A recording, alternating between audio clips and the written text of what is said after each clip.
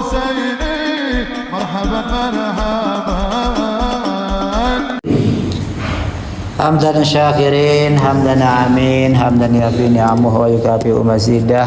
Rabbi israh li sadri wa yassir li amri wa hlul 'uqdatam min lisani yafqahu qawli.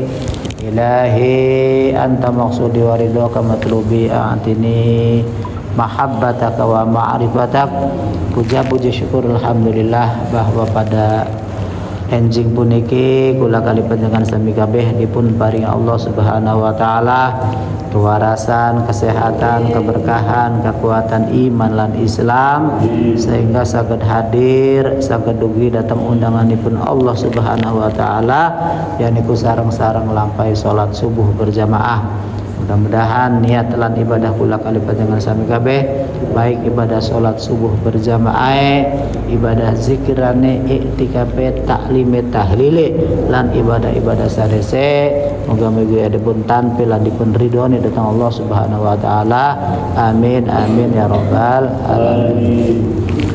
Para sederek, para rawuh, para jamaah ingkang dipun mulyakaken dhateng Allah Subhanahu wa taala, salat adalah perintah saking Allah Subhanahu wa taala. Allah perintahaken kula kali panjenengan sami kabeh kengken nglakoni salat sembahyang 5 waktu supaya dijaga. Karena manfaat daripada salat berjamaah ini luar biasa. Salat adalah perintah Allah dan berjamaah adalah sesuatu yang dicontohkan datang Nabi kita, Nabi baginda, Nabi besar kita Muhammad sallallahu alaihi wasallam. Maka Allah Subhanahu wa taala sampaikan dalam Al-Qur'an, bismillahirrahmanirrahim, utslu ma uhiya ilaika min kitab wa aqimis sholata inna sholata tanha 'anil fahsya'i wal munkar wala dzikrullahu akbar wallahu ya'lamu ma tasna'un. Maka jare Gusti Allah datang Al-Qur'an, bacalah apa yang telah diwahyukan kepadamu, yaitu Al-Qur'an. Gusti Allah sampun menyampaikan informasi, peringatan dan lain sebagainya melalui Al-Qur'an untuk dipelajari, untuk kita baca, untuk kita tadaburi, karena semua itu adalah kalam Allah. Dawuh Gusti Allah datang Al-Qur'an supaya kula niki aja sampai salah jalan, sebagai peringatan, sebagai petunjuk. Al-Qur'an ku sebagai petunjuk pula supaya aja sampai salah jalan sehingga terjadi penyesalan di kemudian hari akibat kita lalai dengan apa yang Allah sudah perintahkan. Cara Gusti Allah, wa aqimis sholah, dan dirikanlah solat. Wa aqimis sholata inna sholata tanha 'anil fahsya'i wal munkar. Sesungguhnya solat itu mencegah dari perbuatan keji dan munkar. Wala dzikrullahu akbar wallahu ya'lamu ma tasna'un. Dan sesungguhnya mengingat Allah, solat adalah lebih besar keutamanya dari ibadah-ibadah yang lain, dan Allah mengetahui apa yang kamu kerjakan. Nah, maka hadirin jemaah yang dimuliakan oleh Allah Subhanahu wa taala, jadi para sahabat dulu ini selalu mengutamakan solat. Maka solatnya ini selalu berjamaah ya. Karena Rasulullah sendiri menyontohkan kepada umatnya, kepada para sahabatnya, agar senantiasa sholatnya ini berjamaah, walaupun dalam keadaan perang, walaupun dalam keadaan sakit yang luar biasa, tapi Rasulullah tidak pernah meninggalkan sholat, tidak pernah meninggalkan sholat berjamaah, selalu menjaga sholatnya berjamaah. Kenapa? Karena keutamaan daripada sholat berjamaah bagi orang-orang yang paham, bagi orang-orang yang tahu, ini luar biasa. Orang-orang yang paham senantiasa menunggu kedatangannya sholat berjamaah, menunggu azan, menunggu panggilan Allah, selalu menanti-nanti, ingin hadir ke sholat berjamaah, ke musola, ke tahajud, ke masjid dan lain sebagainya. Karena keutamanya memang luar biasa. Nah, maka sholat ini adalah sebagai sesuatu sarana untuk membedakan kita, ya, membedakan kita dengan orang-orang yang tidak beriman. Maka ciri-ciri orang yang beriman itu salah satunya adalah dengan melakukan atau menjalankan sholat, karena keutamanya luar biasa. Lah maka hadirin jamaah yang dimuliakan oleh Allah Subhanahu wa taala, sholat bukan hanya sekedar ritual mawon, bukan hanya sekedar kewajiban mawon, bukan hanya sekedar apa yang Allah perintahkan kemudian kita jalan, tapi keutamaan daripada sholat itu sendiri juga luar biasa. Bagaimana Rasulullah Shallallahu Alaihi Wasallam menyampaikan kepada kita semua melalui salah satu hadisnya, bahwa kata Rasulullah, "Ara'aitum law anna nahran bi babi ahadikum yaghtasilu minhu kulla yawm khamsa marah hal yabqa min daranihi syai'?" Qalu la yabqa min daranihi syai'. Qala fadzalik mathalus salawatil khams yamhullahu bihinnal khataya. Jadi Kanjeng Nabi, tahukah kalian, ya, seandainya ada sebuah sungai di depan pintu salah seorang di antara kalian, ya, ada sungai di depan pintu, lalu ia mandi di sana 5 kali setiap hari, kata Rasulullah, apakah masih ada kotoran yang tersisa di badannya? Nah, kemudian dijawab oleh para sahabat, ya, tidak ada ya Rasul, tidak ada sedikit pun kotoran yang tersisa, karena selalu dibersihkan. Waya duhur adus maning bersih, badannya bersih. Waya asar harapan sembahyang, harapan ngadep ka Gusti Allah, dibersihin maning badane. Maghrib, isya, subuh, kita selalu dibersihkan. Nah maka kata Rasulullah, demikianlah perumpamaan sholat 5 waktu. Dengannya Allah menghapuskan dosa-dosa kita. Sama halnya kita membersihkan badan dengan air, membersihkan dosa-dosa kita, membersihkan khilaf kita, membersihkan rasa ego kita, ya, rasa salah kita.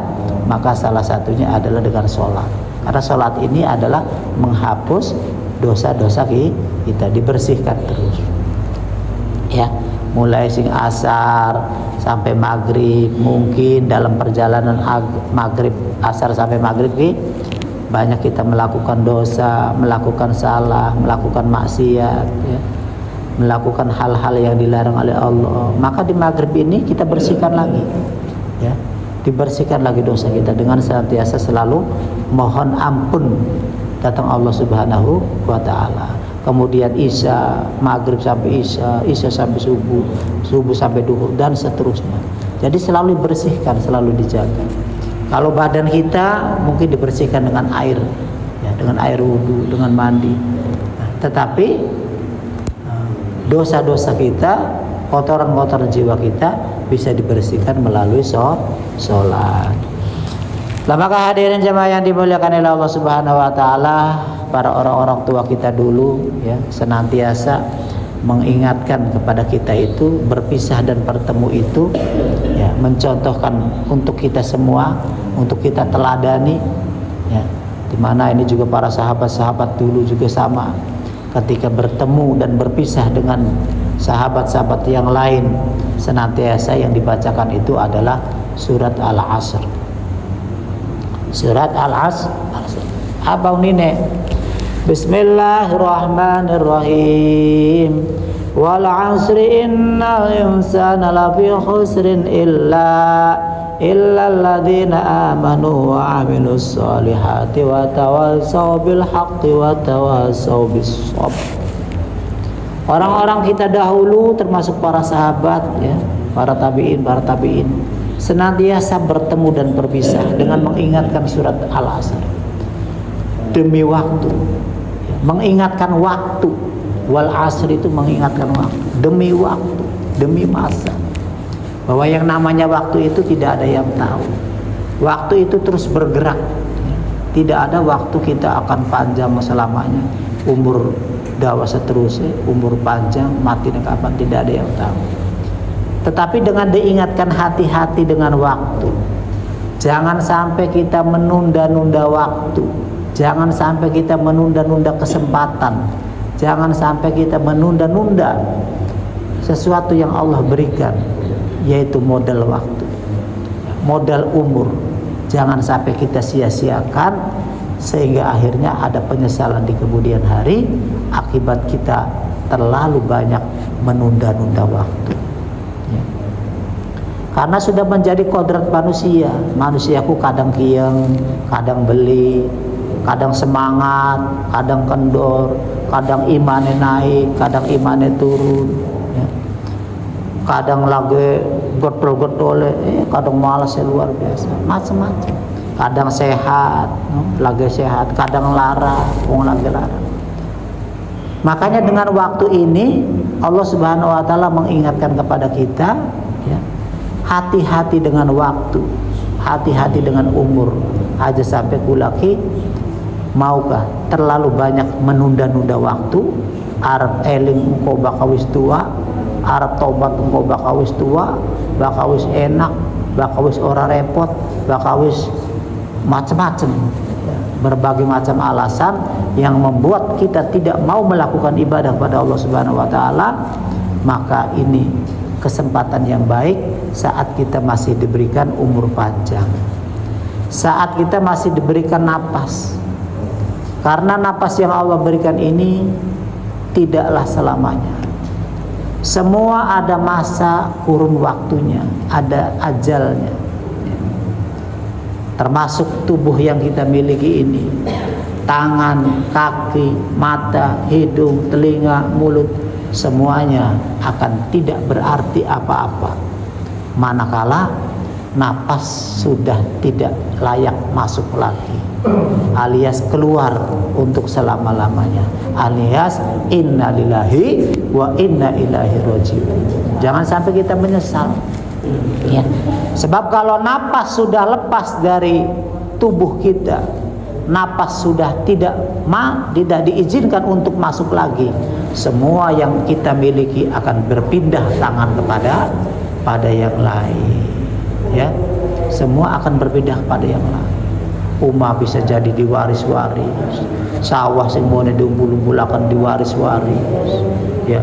Pakaya semuanya ditumpuk-tumpuk diwaris-waris. Semuanya akan jadi milik orang lain. Manakala napas tidak diperkenankan masuk ke dalam diri kita lagi. Nah, maka hadirin jamaah yang dimuliakan oleh Allah Subhanahu wa taala, Allah mengingatkan kita semua di dalam Al-Qur'an supaya kulaki aja sampai ada penyesalan di kemudian hari akibat kita terlalu banyak nunda-nunda waktu. Innal insana lafi khusrin illa ladzina amanu wa amilus solihati wa tawasaw bil haqqi wa tawasaw bis sabr. Demi masa, demi waktu, innal insana sesungguhnya manusia lafi khusrin dalam kerugian. Manusia itu dalam kerugian, illa kecuali alladzina amanu, satu orang-orang yang beriman. Orang yang beriman ini tidak akan rugi. Karena apa?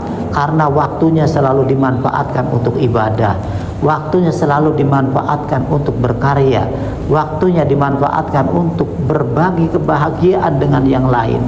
Dua mulut, dua cangkem yang ngomongnya sing enak-enak, ngomongnya sing nyenengaken, sing ngomongnya sing nentremaken, ya, ngomongnya sing mendamaikan, pokoknya nyenengaken lah. Dua mata yang dilengakan kanggo sing bagus-bagus, dua tangan bisa membantu yang lain, bisa berbagi yang lain, dua rezeki ini bisa kanggo tetangga yang membutuhkan, kanggo sedulur, keluarga, semuanya.